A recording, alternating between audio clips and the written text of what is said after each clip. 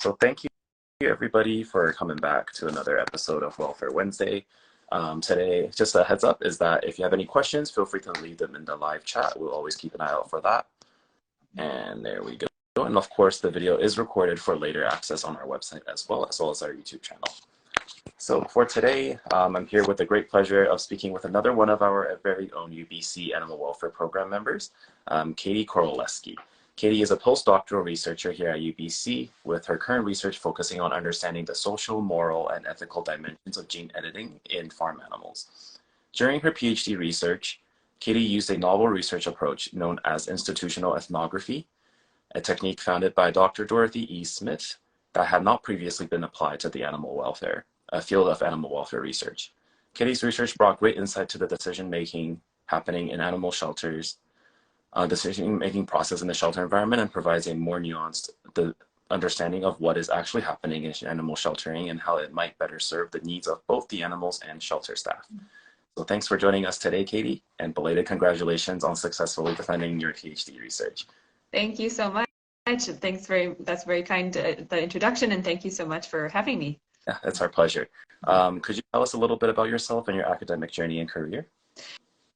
Yes, definitely. And I have a bit of a kind of a winding pathway, I guess, back, after finishing up my undergraduate degree and then coming to back into graduate studies. Mm-hmm. So I'm originally from the States, and I finished my undergraduate degree at the University of Wisconsin-Madison. That was back in 2008. Mm-hmm. So I'm dating myself a little bit, but back in 2008. And then after that, I was really interested in, doing some experiences outside of academia. Mm-hmm. So I joined the United States Peace Corps. That's an agency of the U.S. government that sends volunteers abroad to work on international development. Mm-hmm. So I lived for 3 years in the West African country of Togo, and did a lot of food security work there, and also worked with animals there.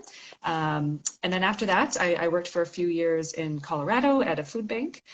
So I was really, interested in food security then as well. But kind of tying this all together, I had always been interested in, what that food is and how it is produced, and of course, with that, animals, and how we care for the animals that are, living on farms. And I had opportunities when I was doing my undergraduate studies to be an intern on farms and work with rabbits and chickens and turkeys. And so, I feel like that kind of that, I studied animals, in my undergraduate degree, but then also had opportunities to experience, working with them in different contexts or through volunteering as well. And then finally, when I said, okay, well, I think I'm trying to, need to figure out what I want to do next in my life, I found that kind of common thread. I tended to keep working with animals, and in particular, where there are animals and people together. So I then started looking into graduate programs, and was very lucky to find the UBC Animal Welfare Program and apply, and then I came here to start my master's back in 2015, and I've been lucky to do my PhD here as well, and now go into postdoctoral work. So it's been a really wonderful experience, and I've had a lot of years to kind of learn and collaborate and do research here, but I did have a bit of a kind of a bit of a journey of, coming back to graduate school, but I wouldn't have done it any different, because for me, it really solidified, I think, I'm interested in animals and people. I kept tending to want to be involved in that in some way, be it in my work or in volunteering. And so that's what ultimately led me back here. That was a bit of a long answer. Oh, that's yeah, of course. I think it's really important to also emphasize is that there is no set rule that says you have to finish all of your degrees in a row or in the shortest amount of time as possible, right? Yeah. There's life experience as well. Yeah, I did some undergraduate as well. I left for a couple years and worked with animals. That's what really made me realize I want to work with animals in the future as well. But that's wonderful. Hearing that. Yeah. Is there anything specific about UBC's animal welfare program that made you think that this would be a good fit for you? Definitely. When I was looking into different graduate programs, a lot, of course, we're doing work with animals and trying to understand their behaviors and their affective experiences. However, at the UBC Animal Welfare Program, there was also a section that really focused on the human dimensions of animal welfare, excuse me, and so trying to understand public perceptions about different farming practices, for example, or trying to understand dairy farmer views or values or attitudes about their work and how they care for and manage their animals. And so to me, that was really interesting and compelling because in my previous experiences, I was always reflecting on that and hoping that I could one day have an opportunity to do research about that.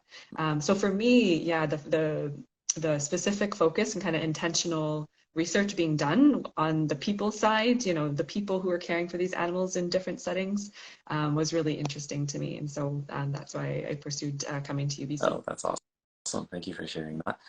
Mhm. And I know you mentioned that you went for all the volunteering things in between your degrees. Is research something that you've always known you wanted to do, or is there a different career that you were interested in before? Mm. Not necessarily. Yeah, not necessarily because I knew I I wanted to do something, I think, at the intersection of people and animals and helping people in some way. And so that's kind of, where my desire to go into the Peace Corps kind of led, and then also going into then kind of finding those connections where people and animals are coming together or working. So I think I didn't, even in those instances, research didn't necessarily cross my mind in those beginning stages because I kind of just, in the work, as you were saying, just kind of working with people and animals and helping through these different ways. When I did then come to UBC to start my graduate studies, I really fell in love with doing research and just got excited about what all the things that research can be and can do, and just thinking of ideas you want to explore and learning about new methodologies and approaches to be able to explore those ideas. It was really so exciting for me. And also, wonderful that I think in the Animal Welfare Program, we have such a supportive group, between faculty and students and staff and everyone. And everyone is really, motivated to learn more and try new methods and ask really cool questions. And so I think, yeah, the more I am here and, now researching new Mhm. topics, like gene editing, for example, it's such a topical research area at the moment. So it's really fun to just dive into, this new approach and try and be creative and think of cool research we can do. So yeah, to answer you, not always, was research on my mind, but I think that was before I really knew what it could be, how you could kind of what it all involved, which is, seeing how what others have done, applying that to a new context, asking interesting questions, working together, collaborating with folks from across disciplines as well. Yeah, So yeah, I think I kind of eventually, found myself being really interested in it. yeah, that's amazing. And we just have a question from the chat from Bria. Did you ever consider veterinary medicine at any point? That's a good question. Not recently. I think, this is when, when I was probably 10 years old, I wanted to be a veterinarian. Because that, I think was the only, maybe at that time was one of the things that I knew about a person could do if they were interested in animals and working with animals. It was like, okay, then you can go and be a vet. And so I think at that time I, was interested in that. But then I, I got really interested in languages and studied Spanish. And so that also really got me interested in people and cultures. So I knew, and I ended up kind of, pursuing those interests as well. But then, as I mentioned earlier, it was always kind of the animals were coming back in somehow. And so that was really indicative to me, like, okay, I want to do something with animals, but maybe not necessarily veterinary medicine, although I have such enormous respect and admiration for veterinarians. But yeah, so I did think about it maybe when I was very, very young, but I think now that I've learned about research, that's really what has made me so interested in studying animals and animal welfare. Yeah, absolutely. I think every profession in animal welfare is important for the animal world. Mhm. Mhm. And something that was interesting to me when I read your profile is that I understand that you completed your PhD research during the pandemic. And I wanted to ask, since it's about the shelter environment, did you notice anything that was significantly different during the pandemic and outside of pandemic in the shelter environment? That's a good question. And yeah, that was tough for a lot of, Hmm. many people in so many different ways, but like researchers and, folks and my colleagues who were Hmm. finishing up their master's or PhD research, some of them had to just completely redo their whole proposal or think up new projects because they had to shift from doing things in person to doing things virtually. So it was a huge challenge for a lot of people. Luckily for me, I was able to collect most of my data in 2019. So I kind of narrowly missed the cutoff window for that with COVID happening. So that was very lucky. And then I was kind of, finishing up data collection in the shelter around, the early 2020, and then kind of had to say, okay, I think things are changing and I'll be staying at home for a while. Luckily then for, the kind of follow-up questions that I had, and I was able to keep in contact with people virtually, and did, kind of virtual interviews and phone calls. We did some virtual focus groups as well with shelter personnel, and that was really helpful, and was a wonderful way to kind of still connect for me in terms of my research. But I mean, like a lot of places, a lot of the shelters just did not allow members of the public to come in for a while and everything, and they shifted a lot of their procedures, for example, with adoption, to kind of do online, virtual visits first, and then to just, by not allowing, typically the shelters might be open for, kind of regular visitors to come in. In other places, they do all even require now, like an appointment has to be made. So there's, differences there, but I think that was a big change, just fewer visitors, members of the public coming in. Let's say if they wanted to or interested in adopting an animal and they wanted to stop by and see what kind of animals were there. So that probably changed a little bit of what was happening, and experiences for the animals there, and for the people working there as well, I can imagine. Yeah, for sure. It was a tough time Mhm. for her. And I also wanted to ask, based on relating more to the research aspect of things, do you think there's a trait that is necessary for somebody to succeed in research? And is there like a habit or anything that you think is necessary to start developing as an undergraduate student if they're interested in going to research? Are you like a trait, Mhm. like a character trait, or like Or a just, something like that? yeah, work ethics or anything like that? Okay, okay. Hmm. Well, coming for me, someone who like didn't take a direct path into academia, I would say, I mean, just to be curious, about how things are happening or why things are happening, and to know that from that curiosity, or from something that you just see in Hmm. your everyday life, be it through interactions with people or with animals, if there's something interesting happening there, or curious, or that you haven't heard about before, or seen in the research literature that to just dive into that, and investigate it, um, and ask interesting questions about it, because you might discover that maybe there is research on the topic, but perhaps it's been approached with a particular set of frameworks and questions and theories. But what you observe as an individual in your everyday life, and what might be going on, might be different, or might be have a slightly different angle for that, or maybe it is the same, and then you can add to what theories are already out there. But I would say, to me, and that's kind of relating back to Dorothy Smith's work, who founded institutional ethnography, which is what I really used for my doctoral work, but then also really has changed, kind of my worldview, just in my life as well, and as a researcher. And that a lot of that is just focusing on, well, what are the things that are happening in our everyday lives, or in the everyday lives of animals, let's say, in the institutions in which we care for them, and in which they live, or for the people in those institutions where they are doing their work.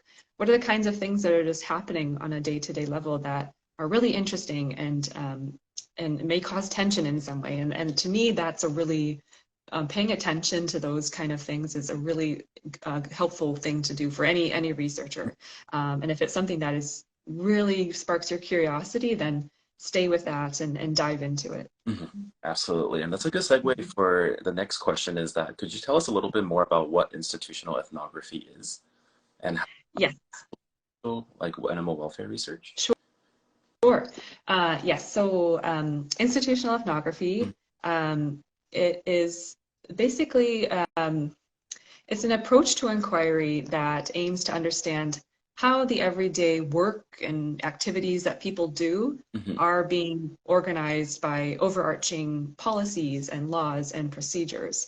And so it's sometimes I like to start describing institutional ethnography by saying not what it is not, because when you see those two words next to each other, maybe I think like me included, I would think, oh, this is a a cultural Mm-hmm. study, ethnography of an institution, and then we can think of what different institutions are, healthcare, education, things like that. But it's not. It's you in institutional ethnography, you use ethnographic methods. So, for example, um, you go out and do lots of observation, or what are people doing? How are they putting their world together?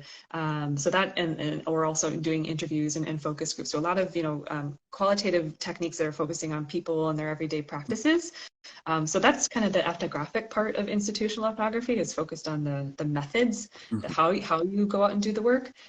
But then the institutional part is focusing on how what everybody is doing in the everyday is being organized, and or shaped and guided and directed by these larger institutional structures. And in institutional excuse me, in institutional ethnography, an institution doesn't have to be like a physical place, like a physical school or a physical hospital or anything like that, but it can be this kind of like I mentioned, a common example is like healthcare. So when we think of the institution of healthcare, there's a lot involved. There's not only the hospital, but also insurance, health insurance, and that's part of the institution as well. When we think of animal sheltering and protection, which is what I focused on, of course, there's the physical shelters where animals live, but then there's also laws that organize what happens to them, and when people can take action to protect those animals against harms, things like that. So that's the institutional part, is just look into broadly these policies and procedures and laws that are shaping what people do in their everyday interactions with animals. So from that perspective, I think, yeah, this was the second part of your question, correct? How institutional ethnography can be applied to animal welfare, was that right? Okay. So yeah, I think it was really fun for me to use institutional ethnography and think about, what does the animal sheltering and protection institution kind of look like? And it's enormous. There's lots of organizations and people and laws and policies involved. But I, really stayed focused on from, when animals come into sheltering and protection, be it, via if they're surrendered by an owner who can't care for them anymore, or if they are a stray animal, or if they come in by a cruelty investigation. There's different sets of procedures and ways that they're categorized, that kind of shape what will happen to them and shape what staff can and can't do with them, and will really kind of affect their overall experience and once they're in that institution. So that's kind of what I was really trying to focus on, is how the institution is coming in and shaping these things, and where you kind of the institution, it's you have to kind of figure out and try and see, well, how does that actually come into people's everyday concrete work and experiences. And it's through texts. So anytime, like if you think in your life, if you've ever filled out a form or if you've ever ticked a box and on some kind of document and sent it somewhere to someone, within, let's say to your doctor's office, that's the institution in practice, in how we're participating in the institution. So in the same way, like in animal shelters, there's lots of documents that categorize animals and track their health and how they're, behaving and things like that. So as far as applying it to other, institutions, that is something that excites me so much, because there are, in so many different ways, places where we as a society have animals in institutions and where we care for them. For example, in research laboratories, that would be a really interesting study, on farms as well, especially thinking about lots of different, on-farm assurance programs, be it for animal welfare, be it for environmental sustainability. there's a lot of processes and policies involved there that farmers are having to follow that also are going to be shaping how they manage their animals. So to me, it's, there's lots of really cool opportunities. Oh, in zoos as well. That's another Yeah. example. So I would, yeah, it really, that's something that excites me a lot, thinking about how IE can be applied to the different settings in which we care for animals. Yeah, absolutely. Yeah, that's very interesting. I tried to kind of do a little bit of research on my own on institutional ethnography, but I think your explanation really helped me like understand. And also, I noticed in your article, everyday work of one welfare, animal sheltering, and protection, where you also used IE as a method. What is one welfare? And can you tell us a little bit more about who participated in that research? And is there any like alternative measures that help achieve positive outcomes? Yeah, definitely. So One Welfare, or in a related concept, One Mhm. Health, have become a really big topic in animal sheltering and protection today in North America. Basically, One Health, the idea is to think about the interconnections between the welfare of people, animals, and the environment. And so that's incredibly broad. And as you can imagine, there's lots of really cool topics that you can dive into and investigate with that. For me, what was really interesting and what I saw in a lot of the research literature about One Welfare, and in particular when it was being applied to animal sheltering, were ideas about like community programs in animal sheltering. So, for example, if people are of lower income or maybe are living without permanent housing, but they have animals. Organizations are trying to think about, well, how can we support these people to have good welfare themselves, but also to make sure that their animals have good welfare. And so some examples are offering low cost or free veterinary procedures like spaying and neutering, basic animal care and health checks, offering pet food banks and other free resources for people, pet supplies, leashes, towels, blankets, things like that. And then as well, sometimes there's another option, which is compassionate or emergency boarding. So let's say if someone happens to be in a situation where they are ill or they are needing assistance with their animal, and that's where organizations can step in and say, well, take care of yourself, make sure you get the care you need, and we'll board your animal, take care of your animal for some time so that person can get help. So those are just a few kind of really common examples of these kind of an alternative measure to, let's say, if a person, before was struggling to take care of their animal, it might be removed from them. And so I think this is an alternative approach to say, well, no, this person, in a lot of cases, they love their animal very much and want to care for them. But if there are cases where they're facing difficulties where it's harder for them to do that, that's where these alternative measures can come in and support people so that they can support their animals. And so you'll see a lot of language like focusing on, keeping humans and animals together, or, focusing on the human-animal bond. When folks in animal sheltering talk about one welfare, there's a lot of phrases like that kind of indicate that's the ultimate goal and kind of the objectives of those kinds of approaches. Oh yeah, that's awesome. So ultimately, why is social science something that's important to animal welfare? What's your opinion on that? Good question. I've always been really, as I mentioned, kind of my journey of being interested in, how people are interacting with animals and what they think of animals has always been a core interest. And so it's been really fun in the animal welfare program to be able to do research about that. Because in all these instances where, here we are today talking about animals, and we have our own previous experiences and values and opinions about how we should care for them, and kind of use these different ethic and moral frameworks to approach that. But then I think also for me, it's been fun to dive into, well, how does that actually translate into the everyday? What are we then doing?